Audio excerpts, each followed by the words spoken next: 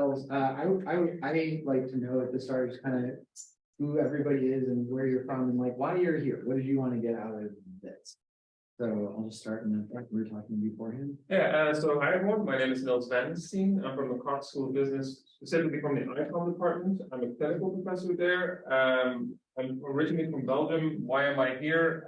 Mainly just making more use of class time is always good. I always at the end of the semester have to scratch out at least one or two topics because I prefer teaching something well than teaching all of the material, right? I never say, okay, this is at home. I always try to cover everything. But that makes it that I'm often out of class time. So kind of hoping to see any kind of tips and tricks are useful. Okay. We'll have some tips and tricks and I will go on some rants as well. Yeah, that's perfect. I like rants. Hi, my name is Maria Langlois. I'm an assistant professor of marketing at Cox. And it's my first semester. Actually, I just earned my PhD this past summer. So it's my first semester owning my own course. And so I came from a very different background. I was at INSEAD Business School in Fontainebleau in France and teaching MBAs and executive MBAs as a TA, which is very different and was 3 hours. And I feel like one of the things I'd like to sort of acclimate to is going from 3 hours to this short 50 minutes, you know, and trying to maximize class time, basically. So that's why I'm here. Thank you. Okay. I'm David Sons, and I'm from the Department of Chemistry. I've been here, it's my 28th year at SMU now. I mainly teach organic chemistry, which I admit I just do this lecture style, which I know is not the greatest thing. I'm not yelling at you later. Okay. I am open to different teaching techniques. I have taught like a flip class in the past. Addie has helped me develop an online class. I do that as well, but I'm always interested in learning new techniques, so glad to be here. I am Troy Forte. I come from the Department of Applied Physiology and Sports Management over at Simmons, and I'm teaching name, image, and likeness and personal finance. And this is my first semester teaching, so I'm just trying to get some different tools that I can use along the way. Welcome everybody. Now, And there's some online too. We have some online participants, about 4 of them. So. hello, online people. I feel a lot of pressure with new people that I should have some brilliant wisdom, but I don't know if I do. But that is useful to hear where you guys are coming from, because I think I might skip over some parts and spend some more time on other things to be more useful to we all are. I'm Mark. I teach in the Department of Film and Media Arts. And since I'm a film professor, I have to start with a film clip. It's in our Constitution somewhere. So I will show an example of ineffective teaching from one of my favorite movies and what we would not like to be. In 1930, the Republican representatives. I don't think the online folks are seeing that song. Anyone? Do the Anyone? stop share, Great Depression. Passed. then stop share, and then Anyone? share screen Sheriff again. Bill. Oh, did you do just share the PowerPoint? Yeah. Oh, yeah, sorry. I found speech things. Anyone raised or Okay, lowered, let's try again. raised tariffs in an effort to And collect now more the sound revenue is for the back federal over government. here where it was. Did it Go work? stop the share Anyone? again, and whenever you Anyone know do the the share, effects? click on, there's a It did bottom. not work Stop in the the United States, thanks Never deeper worked. to the Great Depression. Today, we have a similar debate over this. Anyone know what this is, class? Anyone? Anyone? Okay. Anyone seen this before? The Laffer. This is exactly what happens to me when I teach. So it's very recognizable. This is literally that file has just finished. Oh, and I'm now hearing myself out of here too. This is very weird. I had this all set up, sorry, and I think when you turned on Zoom, it changed all my sound settings and everything. Okay, Yeah. we guys know the clip. It's from Ferris Bueller's Day Off, and he's just up there blathering on as Ben Stein can do so lovely. Do so well. Let's go with that. Okay, so we don't want to be that, and actually later today I'll talk a little bit about why I think that's ineffective, other than the obvious that it's not effective, but like what makes it ineffective. I don't. I probably want to turn up your own audio. I did. It's coming. Maybe this one here, so I'll get this. You need that one there. Yes. Okay, are you better? But it's good to be vindicated. This is why I don't do Zoom and live teaching at the same time. I only record, I never live stream. So. Everyone was doing the hybrid teaching where you were like half the class on Zoom and half in person. I now down to the. You might want to share this with folks online. But I mean, they can see it, but they can see through the camera. All right.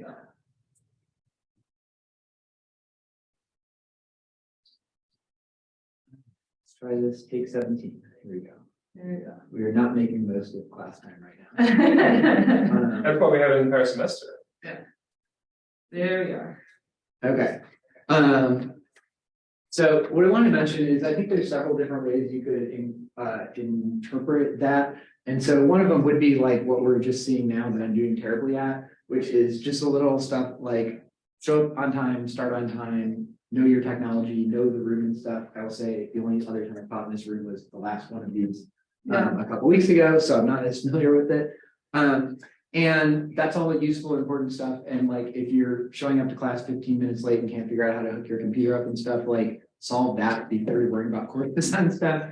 But I want to talk more about sort of what you're actually doing once you're ready to go and how to use your time effectively once the class is actually going. And those are kind of big picture things. So I will follow a good teaching strategy and tell you at the start of the class what we're going to learn today, because that is a good way for your students to kind of have a sense of what they're doing and what to look for. So first topic is just what does it mean to use class time effectively? And that kind of sounds obvious, but I want to parse down on it a little bit and kind of think about like, what are ways you can tell if what you're doing is effective use of class time by thinking of what effective means there, how to evaluate a topic or lesson plan for my very poorly worded class time effectiveness. Someone should come up with better branding for that. Times when lecture may be the right strategy, I will go ahead and say up front, I am very down on like stand up in front of the class and blather at people for an hour. So I want to talk about alternatives to that, but also times when like, hey, here's how to know if maybe that is the right strategy for what you're trying to do at that moment so that I don't come off fully anti-lecture. And then I think probably what you're most interested in, so I'm going to try to get to more quickly, is kind of strategies, ideas for actually optimizing your use of time. Okay, so I did not mean to go ahead of the slide there. So I want to start off with this question of what it means to use class time effectively and do a little exercise. And so in a minute, I'm going to have you think of something that you're doing in your own classroom that we can then kind of share with the group and discuss. And the question is going to be, what is something you do right now that you actually think is effective? I'm talking about like, let's start on the small scale, like a particular day, like there's this one topic I cover really well, or we do this really cool activity that helps students understand it. It seems to be very effective and everyone's engaged and they come away learning what I think I wanted them to learn. So something specific that you're doing right now that you think is good. And I'll give two examples from my own classes to kind of get us going on this. And I want to think of three things. So what's the kind of topic or material you're trying to cover? What are you doing? How are you covering it? And then why is that effective? And so the first one is from one of my production classes. And this is an intermediate production class. I should say when I say production, I mean film production. That's what I teach. And in this class, there's kind of a whole bunch of things going on. It's the first class where the students learn about all the different crew positions and what those all do. And they have to learn how to do them all and how to work together as a crew. Before that, they've basically been one-man shows, just running around with the camera, shooting their own things. They also have to learn a whole bunch of new equipment. And so there's kind of a lot going on. And one of the things that I do is I take 2 full class sessions. It's a class that meets 3 hours, 1 block a week so that we can do this. And we do a little shoot in class each day. And they rotate through different crew positions and try doing things. And there's some shots from doing some of those just in our classroom. And the reason that I think this is effective is it's hands-on sort of practical experience. So rather than me telling them, here's what assistant camera does, they're actually doing that job. They rotate through different positions. So they get to try a lot of different jobs and kind of see what each of those entails before they're doing it on set. It's low stakes. So my students at least get very stressed and worried about their own like big films they're making because they're spending a ton of time and money on them. And they're like, oh my God, if I make a bad decision or whatever, this is like super low stakes. We shoot these bad little 1-page scripts. Sometimes we won't get all the way through them because it's really just about trying to understand how to function on set and how to work together. They do get hands-on practice with the equipment, which is good. There's cross teaching, so in between each rotation, we'll stop and like, hey, what went well about what we just did? Where were our problems? And then everyone will tell the rest of the class, okay, whatever position you were just in, tell us something you learned from doing that that's like a tip for other people doing it. So they're kind of teaching each other and getting to take some agency there. And then also it's an opportunity for, they can kind of run the show doing the shoot, but I'm there so I can kind of stop them and give advice, explain things as needed. For instance, every single semester, they first start going and they're really bad at lighting. And so they'll set up and be like, okay, we're ready for the first shot. And I'll be like, does the shot look good? And they're like, yes. And I'm like, no, it doesn't. Let's talk about why it doesn't look good and talk about what we could do to make it look better and kind of understand that creative aspect of it as well. So that's one example. My second one, which is one of my favorite teaching activities, is from a sound class I teach. And the topic is part of the class at the beginning of semesters, they have to learn some new software. It's Pro Tools for anyone who does audio production. If you don't, then you are wiser than us and not using it because it's a giant pain in the butt. And there's one thing, I've been teaching this for 20 years. There's one thing that is just always confusing to students, which is this concept called routing, which is basically the way that sound moves around inside the computer between different parts of the software and gets different things done to it and stuff. And it's always confusing. And so that's the topic. And so the exercise I came up with is we actually move it out of the software into the physical space. So this is a physical representation of the software. Everybody wears little placards around their neck and becomes some specific function in the software. And they hand around little note cards to show how the audio is moving and what's happening to it. And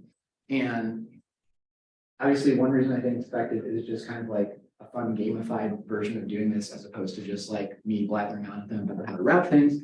But it also helps them visualize things. So a lot of times in software, there's like you click a button and 10 things happen and you don't know what they were. And this sort of brings it all into the opening and see like, oh, when I do this, it goes from here to here and this person does this to it and so on and so forth. They have to understand what everybody's doing. So they have to understand the part of the software they're playing, but also how do I relate to the other parts of it? When there's a mistake and something goes wrong, they can see where it went wrong. So instead of just the classic Pro Tools issue, which is I'm hitting play and I see there's sound files in here and no sound is coming out. What the heck happened? They can actually see, oh, here's where it happened because I was supposed to hand this off to this person and I didn't. And so they never got it to the next person and you can see exactly where things went wrong. And then the last thing, which was honestly something that was kind of unexpected when I started it, but it's proved amusing to me, is it turns out to be a mnemonic device for some of the people. So you'll see them later in the semester, they're trying to do something. And instead of doing what I would do, which is say like, okay, I got to get this from this audio track to an aux track, go through it. They'll say like, okay, I need the audio to go from Matt to Brittany and it had to go through Alex. What was Alex? Oh, Alex was bus 2. So they find bus 2 on their system and connect it to the people they did it with, which is great. That helps them remember. So those are some examples. Sorry, I'm just making sure I'm not losing track of my stuff. I'll throw out one other. This is an example of something that was a good idea, but didn't work. And I want to talk about that too, because I think it's important to try things sometimes. This is actually a board game I found, a pre-existing game called Roll Camera, that talks a lot about opportunity costs in filmmaking. And it's the players are trying to like make a film and there's trade-offs of like, if you spend more money to get a better actor, you can't get a good set or something like that. And actually it's a pretty effective learning tool. So I tried using it in some classes, and in terms of effective and efficient use of time, the problem was the overhead was too high. So I realized it took them like an hour to figure out the rules of the game. And then what they eventually learned was good, but by the time they learned the rules and then played the game, it was 2 hours in. And I'm like, in a class discussion, we could convey the same information in about half an hour and save a bunch of time. So I still was glad I tried it. One of the things I would just suggest is always change things up. Like, don't just do the same class over and over and over every semester. Like every semester, find something you're going to change and try something new and see if it works. I tried this for a couple of semesters and I was like, nope, this is not time effective. We're not going to use it. Although I still have in the back of my head at some point, I got to try to make a simplified version of the rules that they could learn in like 5 minutes and then play it, because that would be, I think, more effective. But as it was, the overhead was too high. The game itself, for those who care, is okay. If you ever see it, it's not bad, but there are better games to play. Anyway, Okay, so those are a couple examples. So here's what I want everybody to do is think of something that you do that is an effective lesson or activity. And give you a minute to think about it. And here's the two questions I'd like you to share with us is well, there's really three parts. What are you teaching with? It's like, what's the topic? What is the lesson or activity? How do you teach it? And then why do you think this is effective? What works with this? So I'll give you a minute, pick any, I know a couple of you are new to teaching, so you may not have that much to draw on. If you really don't have anything, think of a class you took that there was something you learned really well, and how was that taught and why did that work for you? I'll give you a minute to come up with something, then we'll kind of go through those and share. And I'll eat my cookie. Don't find it striking, you still have feedback, right, for yourself? What's that? There's still feedback, do you find it striking for yourself when talking? For me, it's okay, but I mean, like, you now have a minute to try and, My mic is off on the Zoom I- here. I know, but you want to probably just cut out the audio source, right? So Right, the there's- audio source is also turned off, but it's still coming out. And so I could sit here for 15 minutes. and It's talk. coming out of your laptop still? Yes, even though it is turned off. So See, that's why I don't have a Mac.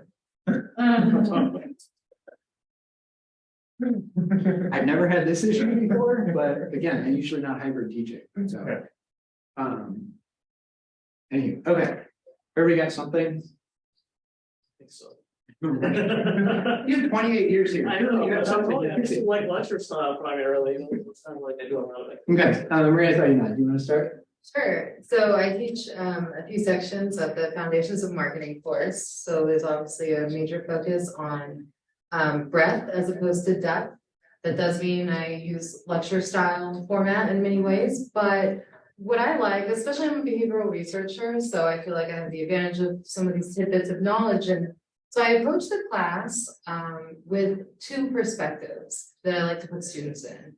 One they can obviously relate to, and that's the perspective of being a consumer, which they're very eager to associate with. And I make it kind of funny too. I feel like adding humor is a big part of what I do. And all of this is because I feel like once I've nailed down comprehension and students understand the information, the next issue I notice I'm failing, I'm sort of failing to address as much as I'd like would be recall, memory, retention. And so I like to tie in the content with examples that they can sort of associate with as consumers. And then the other framework, which is newer for them, is the mindset of, and now you're a marketer. But as I relate that back to being a consumer, which is something they're really good at, and I think, using comedy helps a lot. People love to talk about what brands did wrong, where they messed up, showing funny ads. So lots of examples, lots of relating this to real world activities that we see in marketing. And then I like to close out my lectures with sort of a video case study, because again, it's so focused on breadth that there's just all this content. And the video case study is about a specific firm that they've probably already heard about, and they can integrate all of that content back into a more applicable scenario. So unfortunately, there's not so much that they can do, physically with their bodies. They're sort of limited in how interactive the content can be in a fundamentals course. But I think relating it back to memory, and recall that you have with brand associations as a consumer is a good way for them to make these stronger neural networks. So that's my strategy. Love My it. strategy is very memory focused. And do they, behavioral research you're thinking about, do they, the examples, is it stuff that you brought in, do you ask them about the, examples they have of stuff or things that they're consuming? Oh, yeah, for sure. And I love that because then I can start to look into maybe more recent examples or contrast certain examples. Sometimes they'll give me examples that are from competitors of who I'm mentioning. And then it's great. It makes for a more robust story. Yeah, absolutely. I have to say, I think, people love to talk about their consumption, and so I'm lucky because the nature of my topic, I think is very fascinating. But I think any topic can be taught boringly. So. That's true. I also just love the topics. So it's easy for me to sell it to them. Love that example. So, thank you. Let's share one. Yes, yeah. So I teach a course called Operations Management. It's a core course for all business students. It's a junior to senior level course. People typically take it in the senior year because nobody wants to take a course, right? Everyone wants to go for a specialization.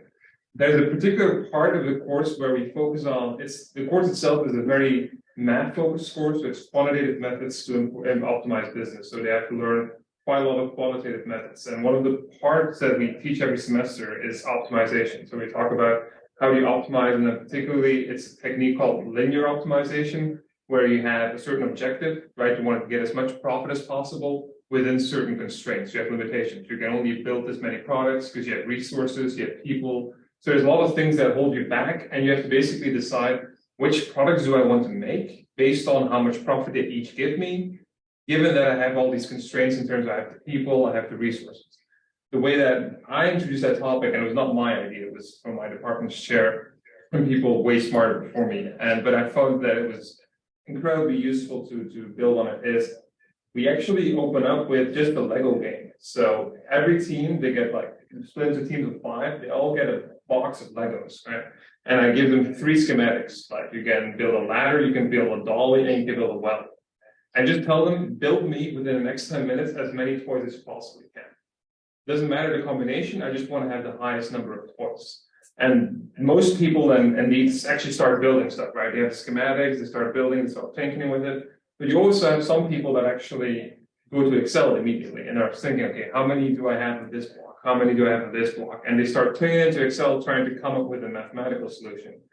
And it introduces the concepts, all of the concepts that we basically teach for the next 4 weeks in a matter of 1 hour, because we get them to optimize for a certain amount of toys. We teach them that, oh, if you only had 1 more of this block, you could have built a 7th ladder. And then we flip it around by showing that, okay, what if now, instead of you can build 7 toys maximum, right? There's multiple combinations. So we illustrate that there's multiple optimal solutions sometimes. And then I say, okay, but you can sell the ladders only for $6, but you can sell the wells for 12. Would you now build a different combination of toys? So not optimizing for the maximum of toys, but for the maximum amount of profit. Illustrating that you can have different objective functions. So depending on what you optimize for. And it's all concise in 1 hour and 15 minutes. But basically for the next 4 weeks, as I then teach them that, because the takeaway is that, okay, now you took 1 hour to figure it out. There's only 3 products, only 5 resources. In reality, you have thousands of products, thousands of resources. Try to do that, like coming up with the optimal solution. That's where we're going to use math and models. That's how we introduce optimization through Solver. And it's been very effective. And people always talk about, I know even when people come into the class, they're like, oh, when are we going to do the Lego game? Not just yet. I typically hope that people don't tell other students yet, because I've now taught it 4 times, and it's always been a blast to see them apply it. And then for the next 4 weeks, as we focus on it, every time we can tie everything back, because you can get more advanced in terms of the math. But you can always bring it back to, okay, but think of the Lego. And, yeah, it's been very fun and been effective in my opinion. Do you introduce the concept of optimization before that exercise, or that's like that's great? Yeah, so I give them the 4th. I just tell them, hey, give me as many toys as you can. And then as they try to figure it out, then okay, but now you can sell that toy for more. Are you now going to build a different combination? And then we end it with actually a tricky one, because I said, okay, I'm actually going to sell you additional components. How much would you be willing to pay for an additional component? Because doing that manually becomes very tricky. Now the software can have an easy solution for that. And that's interesting, because as a business owner, you want to know, how much do I want to pay for an additional beam of steel? Right? Do you want to pay $500 or $700? So I end the class with actually letting them bid against each other. And then the one team, some people overbid and then bid way too much that they actually can't make a profit in the end. So yeah, it's been very effective so far, because it's a rather complicated thing that they have to learn, but because they can tie it back to that game, students do really well on that exam. So I love that example. When you say optimization, like resource constraints and stuff, my first thought, I'm a board gamer, which is what same here, Forex. I try to think of all the board games you could do, but that's like much simpler and doesn't have the overhead of learning. Yeah, I've been wanting to introduce them like Wonders on Mars, Yeah.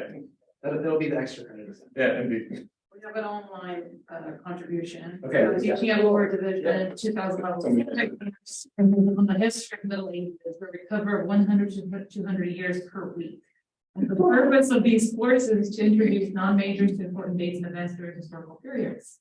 Try to think about time-effective engaging ways to cover a timeline. So far, I'm actually struggling because I just printed out timelines and corresponding maps that I put on the PowerPoint. I think it's basically effective, but not very engaging. Lecture also requested by my department heads and from the students themselves in their evaluations. So that's a lot to cover. 100 to 200 years. Yeah, I'm sure you- Yeah, wow. Yeah. Yeah, in 1 week. Yeah, that's it. The thing that immediately came to my mind would be it'd be interesting to do some version of like a chrono in there. Mhm. Like the game where you like get events and you have to like put it in order to like get them thinking about what they're. Cool. Guys, want to share one? We can roll on too.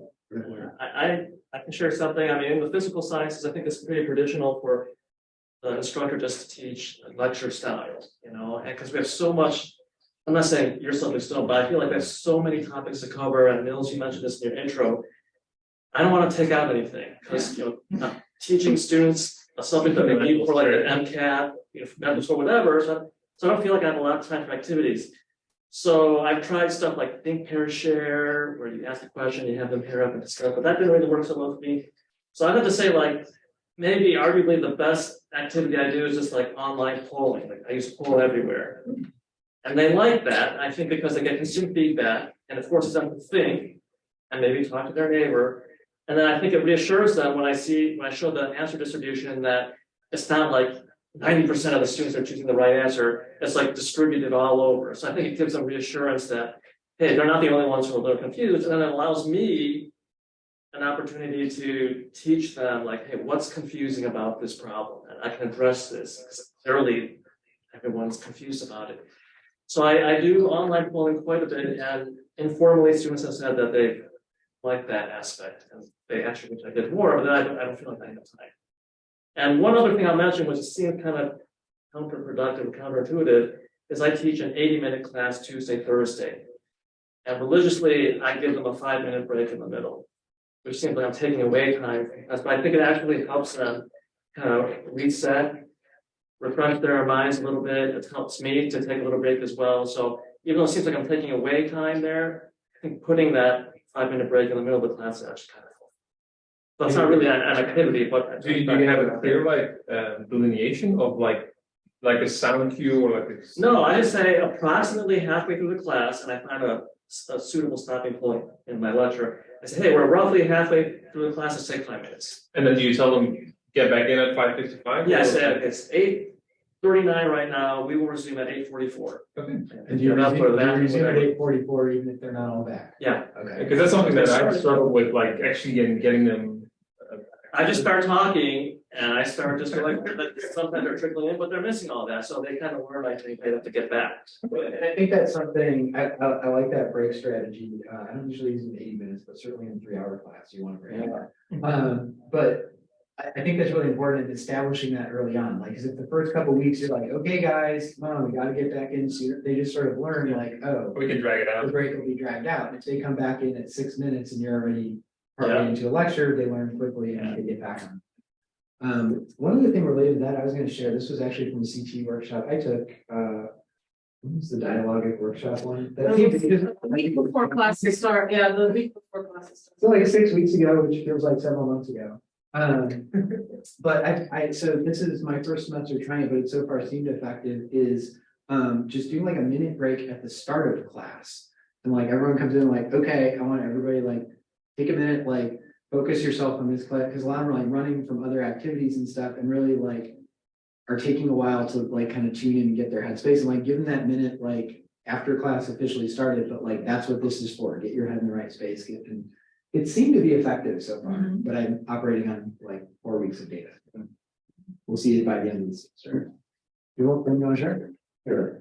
So one of the major topics that I've been going over is budgeting. So in my personal finance class, and it can be difficult because some students just don't have any income, or they might receive money from parents or whatever. So it's just, I'm not sure if they're retaining it or not. So as we're going through different types of budgets that they can use, I created an assignment that if they work on in class, a salary-based budgeting, so they pick a career, whatever they want to go into, and they find what that year one salary will be. Okay. And a lot of students come with this high number, and I bring them back down. And then, they have to pick what city they're gonna live in, and they have to use a tool to figure out, well, how much is it gonna cost to have a one bedroom? Are you gonna have roommates? And I give them all these expenses that they have to account for, renter's insurance, everything, and they do a monthly budget, their net income, and then by the end, we see if they save enough money for retirement and discretionary savings, if they have enough for wants, do they have a surplus or deficit at the end? And surprisingly, a lot of students, they're like, I'm gonna go broke if I I think switch major. So just having them apply everything that we kind of worked on throughout the class and share it, and sometimes the students are able to help each other. Like I think we can save more money if we find different insurance or with a progressive or whatever the case is. And I think it's been pretty effective because they kind of understand the need for budgeting, and if not, because some students they turn in a deficit or they have like $5 left over, and they're like, I got to figure this out. So it's been effective so far. Which I assume is a lesson you want them to take. Right? Yeah. Right. Yes, you don't want to be set like that. Do they like share these with each other, like after they finish them, or just with you and you give them feedback? No, they share them with each other like in front of the whole class, and we kind of just go through it and figure out why you did this or made this decision, or why you didn't budget any once. They didn't budget well, and they're like, "Well, I'm not very materialistic." That's not actually the case. They just didn't have any money left over. I have no funds. They have no money to spend on. It just kind of helps them understand like the purpose of picking their budget. What is it class called? Personal finance, and where is it taught? I teach it in the engineering building. Okay, so it's a course specific for engineering school students? No, so it's actually an APSM course. It was originally supposed to be for name, image, and likeness, so where athletes can make money off their personal brands, but we wanted them to understand like what to do with this money, right? You have to pay taxes on it and everything like that. But I needed to make it available for every student who wanted to use it. So it became personal finance, financial literacy class with, I have branding on the back side of the class. So they learn how to earn money. Okay, but any student can take it. Correct. Oh, wow, because that's a hugely valuable skill. I think We were talking about that earlier. Yeah, wow, sure. Yeah, my takeaway from this workshop is tell my students. Yeah, you're gonna have so many more sections next semester. Why is this? Why are there 700 students here? Okay, cool. So I think any other online ones you want to share? with me? No. Okay. So I think that was good starting point. And the point I want to make here is, I thought those were all some cool different strategies. So hopefully learning from each other, which is really useful. Talk to other teachers and find out what they do.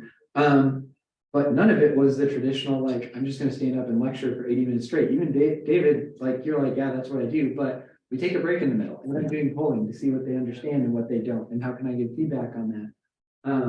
And I think what's interesting is when we think of like what our best teaching is, it's not that thing that is the classic image of teaching. And it's not that there's not a place for that, but I think it's looking for where is that effective and where are other things going to be effective. So at the risk of offending the people from Cox here, I'm going to pretend I'm from Cox for a second. And say that the way I think about effective use of class time is in terms of resource management and opportunity costs. And to me, the single most precious resource we have as teachers is that limited amount of class time when everyone's there together, and you're there and the students are there. And when you think about it, that's a really small fraction of their time that they're hopefully spending on their class. If you think, students taking, over a 15-week semester, let's say they were hypothetically spending 40 hours a week, like a full-time job work on all their schoolwork. That's 600 hours a semester, if I'm doing my math right. And in your class, if you meet 3 hours a week, and it's really less than 3 hours because they're like 50 minutes or 80 minutes, whatever, that's like 40 hours that you have with them out of that whole 600. So it's a really valuable resource. And I think a lot of times we're not super thoughtful about how we use it. And that means there's an opportunity cost. Anytime, because whatever you're doing in that class, you only have 40 hours. you're not doing something else, right? Because you're using that time for A, and so you can't do B. And so thinking about what the best way to do that is. And here's what I would say, and feel free to disagree, but again, I'm leading the workshop, so I get to say whatever I want. To me, the most effective use of that limited class time is doing things that require people to interact together live. And I'm not saying it's the only effective use, but the reason is that's the stuff you can only do in that time. Most other things, there are ways to make it happen asynchronously, to do it with recorded lectures, to do something on Canvas, to do it as homework assignments and stuff. These are the things that you can only do with that live time where everyone's there together in the same classroom, in the same space. And so again, not saying everything you do the whole semester needs to be this, but that's where you're sort of maximizing your use of that resource, because I've got this limited resource and I need it to do this, whereas other things that I might be using that resource for, I can do without it, if that makes sense. Somebody who studies this could probably explain it better with the Lego analogy. So that interaction can take all sorts of forms. That could be interaction between students and professor, interaction between different students. It can be small group work, it can be presentations, all sorts of things. But something takes advantage of everyone being there together at the same time in the same place. And from the flip side, I would say the least efficient use of your time is something that is unidirectional information transmission from one person to another, because that's something that can easily be a recorded lecture or a reading or a video assignment or something like that. As soon as you get some more interaction to it, now you're making more effective use of that. So even if you're lecturing, if they're giving you instant feedback of here's what I don't understand, here's what we need to stop and spend more time on, that is more effective than I'm going to get up. I had a professor in college, my physical chemistry professor, speaking of chemistry, who got up with however many pages of notes he had for the day, and he was going to stand up there and read through those pages of notes until he got through them. And if we went 20 minutes over, then we went 20 minutes over because he was going to get through those notes come hell or high water. He conveniently always scheduled his class right before. I went to a Christian school that had a chapel break in the middle of the day, and he would schedule his class right before so he could go like half an hour over because he knew nobody had the class. But again, most of what he was doing was just getting through those notes. It wasn't feedback, it wasn't interactive. And really, had we just gotten a recording of him and watched it at home, it would have been the same experience and you could do it on your own time. I was talking, when I was preparing this, I was talking with a student who brought up the story of a friend of hers. I won't name the class that her friend was taking, but was taking a class last semester. And after the first week, never went to class again except on exam day and got an A in the class. Because she realized, per se, all the professor does is just lecture on the stuff that's already in the textbook. I did the reading assignments. There's no marginal value to me going to class. And I'm like, that's really poor teaching, right? What's the value of your class if someone doesn't need to go to it to get any of the information? And that student was behaving very rationally by saying, oh, there's no marginal value for me to do this. I can make better use of my time doing something else, reading the textbook, studying for something else. And I think there's something a lot of us sometimes struggle with, think about attendance and how do we get students to come to class, which particularly coming out of the pandemic was a big issue. And there's ways you can incorporate that into grading and such. But one thing that struck me about that is if the only reason someone's coming to class is because it counts for their attendance score, and there's no other value they're getting to coming out of class other if they're doing the rest of the assignments, which is a whole separate question, then there's probably something wrong with the course design. Right? You should be giving them some value when they're coming to class. One more related anecdote, I was also at the CT AI/ChatGPT discussion last week, which was very interesting. And one of the ideas that came up because people were worried about cheating with ChatGPT was people said, well, you should put like test questions that somehow deal with information that was covered in class. So if it's an essay, like, relate this to something that we had in a class discussion, whatever. Which I think is great, but kind of was like missing the fundamental point that, again, if some bot that has never been to one of your classes can answer every question correctly and get an A on its essay because nothing you covered in class is necessarily relevant, that's probably a problem with the course design. Okay, that's one of my rants. Anyway. Yeah, go ahead. With the last thing, I was fully on board except for the last thing that you said. I do not think that there should be anything in your class. I I'm not a fan of like intellectual hostage taking, like being that, oh, there's gonna be information here and I'm gonna ask them a test, so you should come to class, otherwise you're gonna fail. So the way that I approach it is I don't make my classes mandatory at all. In the beginning, I say I know it's an undergrad class, I know there's a participation thing, there's 5 points, 5 points on attendance. Everybody gets those 5 points. Why are they there then still? Well, it's a part of the university thing, and if you really end up being a dick, I have those 5%. I don't check attendance, I don't mandate attendance, but I tell them that I would like them to come, and I use it basically as a barometer to see whether or not I'm adding value or not. So I give them all the slides, I give them all the notes, they get everything. There's nothing that I teach in class that it's like, oh, it's a point number of information that you could only have had in the class. And based on how many people have come, I see whether or not I provide value. I'm totally on board with that. I think intellectual hostage taking, I would agree with, like, so I had an econ professor in college. It sounds like all college professors were bad. Actually, it's some very good professors.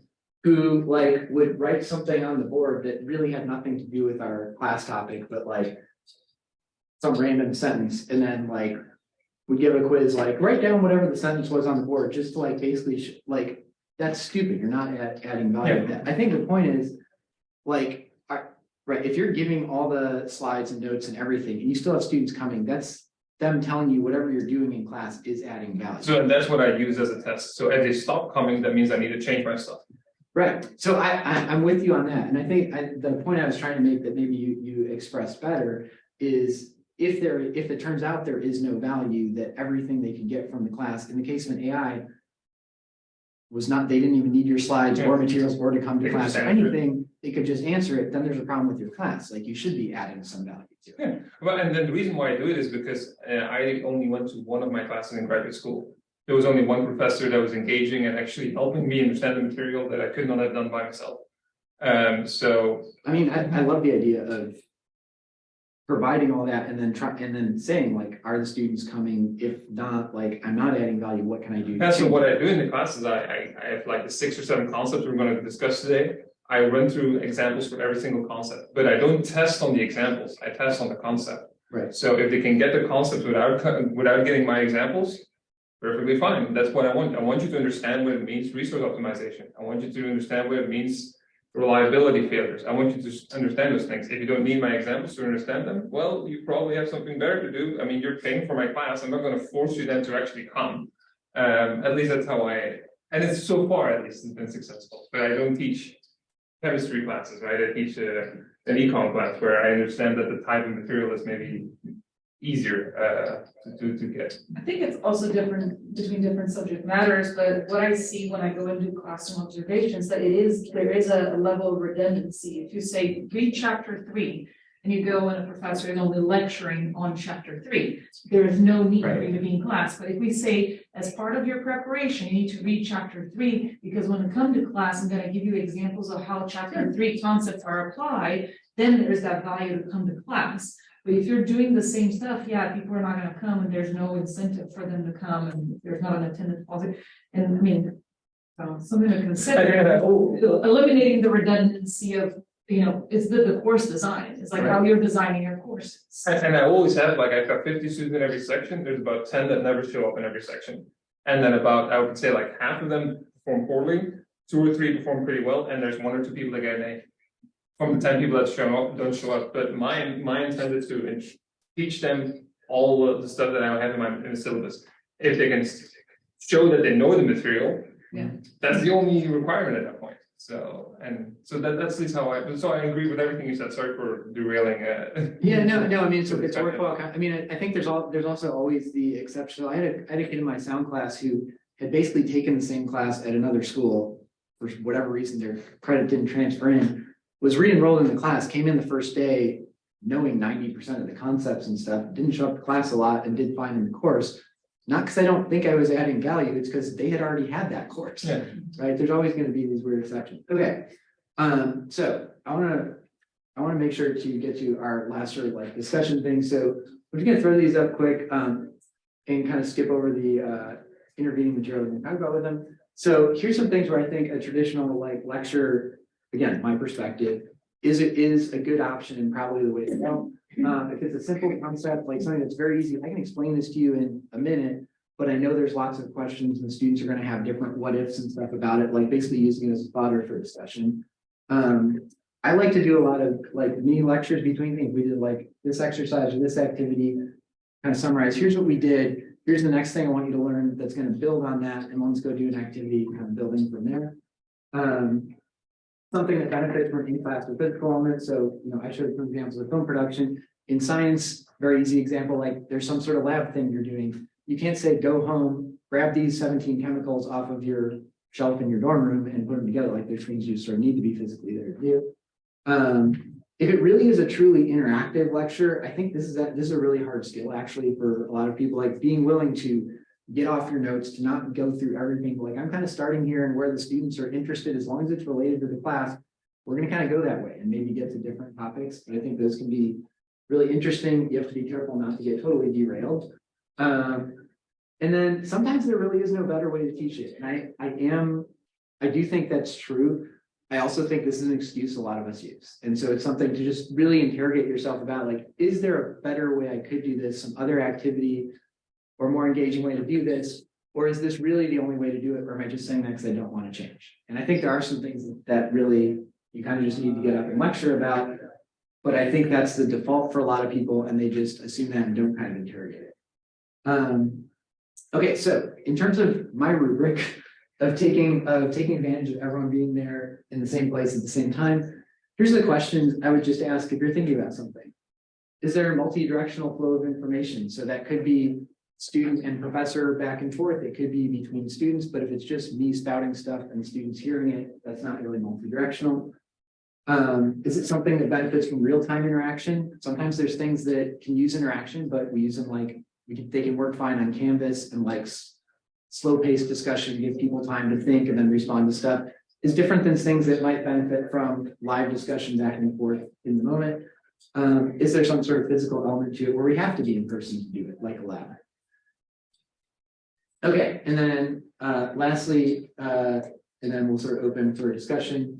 I'm going to throw all these up here at once. Real quick, flip classroom. Everybody know what that is? It's like you recall, like particularly the most obvious example is in classes with a lot of math or problem solving, like physics or something like that, where instead of I'm in a lecture in class and you go home and do problem sets on it, you record the lecture, they watch the lecture at home, maybe do a couple introductory problems, and then you spend your time in class working through the problem, finding out where there were issues, and doing problem solving and group work sort of stuff instead of the presentation of the information.